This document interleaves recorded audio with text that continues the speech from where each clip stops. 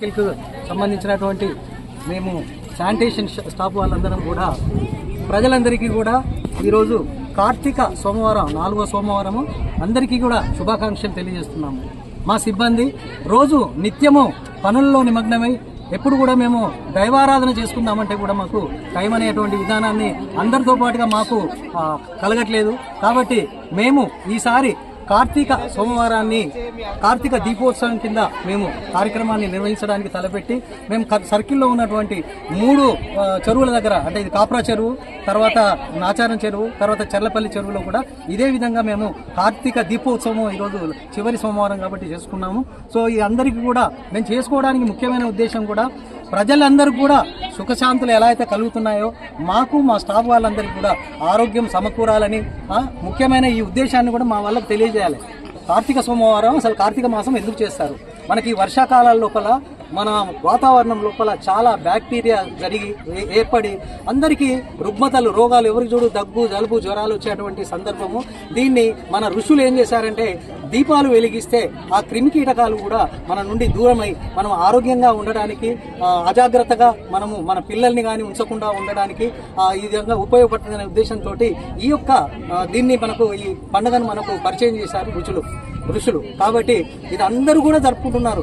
ఎక్కడో మనకు సిటీలో జరుపుకుంటున్నారు కోటి దీపోత్సవం అని, కానీ మేము అక్కడికి వెళ్ళలేము. కాబట్టి మేము మా ఉన్న పరిసరాల లోపల ఎక్కడైతే మనకు చెరువులు ఉన్నాయో, ఎక్కడైతే మనకు నీటి ప్రాంతాలు ఉన్నాయో అక్కడ మేము ఈరోజు దీపాలు వెలిగించి మేము దీపాలను నీళ్లలో వదిలి ఆ అమ్మవారికి, ఆ శివుడి యొక్క కృపకు పాత్రలను కావాలని చెప్పేసి ఈ విధంగా మేము ఈ యొక్క కార్యక్రమాన్ని చేశాము. దీనికి సహకరించినటువంటి ప్రతి ఒక్కరు కూడా, అంటే దీంట్లో మాకు అందరూ కూడా సహకరించారు. మాకు ప్రింట్ మీడియా మిత్రులు, తర్వాత ఎలక్ట్రానిక్ మీడియా మిత్రులు ముఖ్యంగా చాలా సహకరించి మమ్మల్ని ప్రోత్సహించి మీరు చేయండి, ఎందుకంటే ఎటువంటి కార్యక్రమాన్ని ప్రజల గురించి చేసుకుంటూ ఉంటారు, మీ గురించి కూడా మీరు చేసుకోవాల్సిన అవసరం ఉంది అని మీరు గుర్తించినప్పుడు మేము కూడా సహకరిస్తామని వారందరూ కూడా మాకు మా వెన్నుదన్న ఉండి ఈ కార్యక్రమాన్ని ఈరోజు ఇంత దిగ్విజయం చేయడానికి సహకరించారు.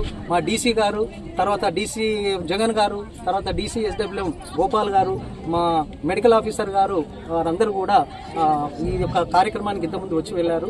సో వాళ్ళందరికీ కూడా పేరు పేరున ధన్యవాదాలు చెప్తున్నాము. సో మేమందరం కూడా మీ అందరికీ కూడా కోరుకునేది ఏంటంటే దీంట్లో ఒక మెసేజ్ ఇవ్వాలని కూడా మేము అనుకుంటున్నాము. ఆరోగ్యం అనగానే ఉరికినే రాదు.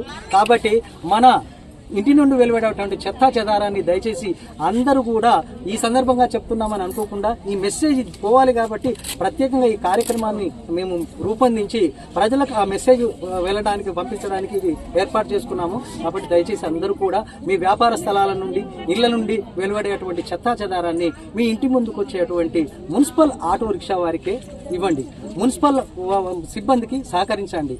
నాలాల్లో కానీ, మోరీల్లో కానీ, ట్రాన్స్ఫార్మర్ల దగ్గర కానీ, ఓపెన్ ప్లేసుల్లో కానీ వేయకండి దయచేసి. అలా చేయడం వల్ల ఏంటంటే నీళ్లు నిలబడి మనకు రోగాలు, ఇదే విధంగా డెంగ్యూ, దోమలు వచ్చినాయంటే డెంగ్యూ, మలేరియా, చికెన్ గున్యా, ఈ విధంగా లక్షలు పెట్టుకున్నా కూడా మనం దక్కలేనటువంటి ప్రాణాంతకమైన వ్యాధులు వస్తున్నాయి. కాబట్టి దయచేసి మీరందరూ కూడా ఈ యొక్క కార్తీక దీపంలో దీప మహోత్సవం చేసుకున్నటువంటి ఈ సందర్భాన్ని ఆరోగ్య దీపావళి మహోత్సవంగా సందర్భంగా మీరు మమ్మల్ని స్వీకరించాలని చెప్పి కోరుకుంటూ అందరికీ కూడా ధన్యవాదాలు.